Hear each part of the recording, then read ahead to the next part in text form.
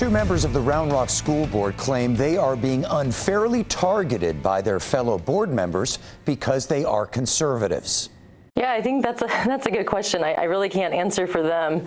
The only thing I can speculate is that we have had a lot of parents, like you've seen across the country, that have awakened. And we have a lot of organizations in our school district that are just organically growing from the community that are being led by parents.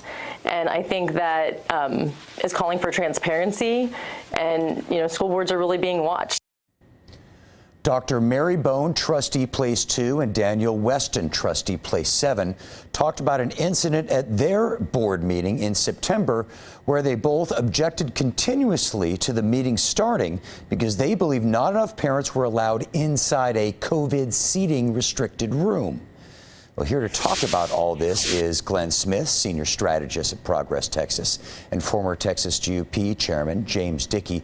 James, are these school board members being unfairly targeted, or did they go too far by interrupting their own meeting? Well, it sure seemed like they were being treated very gruffly when they were doing appropriate motions. It is completely reasonable to appeal the rule of the chair. It's completely reasonable to object to an arbitrary standard.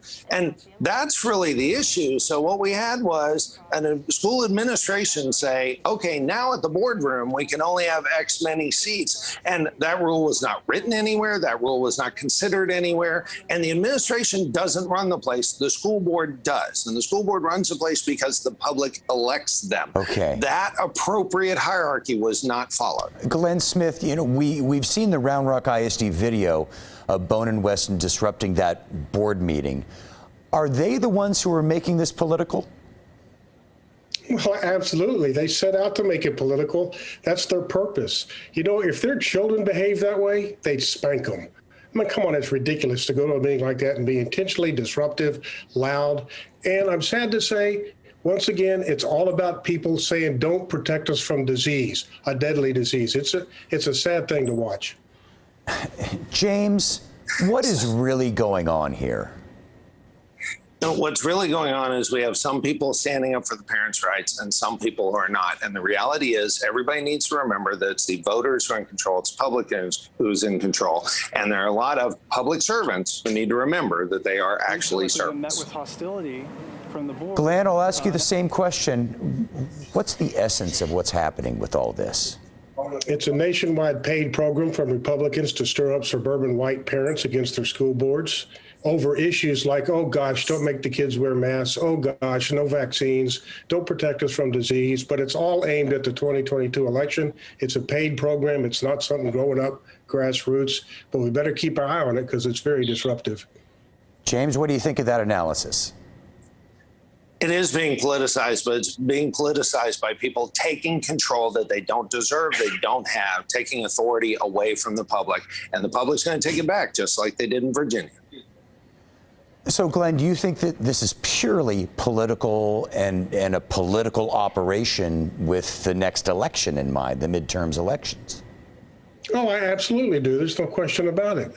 It's not that I don't think parents should be involved in schools and their school board's decision making. I absolutely support that. But I'd encourage people to watch that tape and watch the disruptive activities some of these parents are doing in other school districts. It's not aimed at taking care of the children. It's aimed at scoring political points for Republicans. And that's where the politicization comes from. James, talking about this incident, could it be argued as a case of those two board members picked the wrong time to make their battle? No, because the board chair never made public that she was going to enforce this arbitrary rule. It's one thing to have a fire code that is published that says 200 people or less. It is completely another thing for parents to show up at a public meeting and be told they can't come in because all of a sudden we decided randomly that there'll only be 40 people. And if Glenn thinks objecting in a meeting appropriately on Robert's rules is bad form, I can't wait to hear how much he would yell at people who actually ran away when they should have been in a meeting, should have been voting in the legislature. Okay, Glenn, last word real quick. If I could, real quick, that policy, that was an administrative policy, not a board policy, so the board couldn't change it. And it was several months old, actually, as it's detailed in the administration reports to the board. Okay. All right. Well, we're out of time. We're going to have to leave it there. Maybe we continue this later. Glenn, James, thank you both as always. Thank you.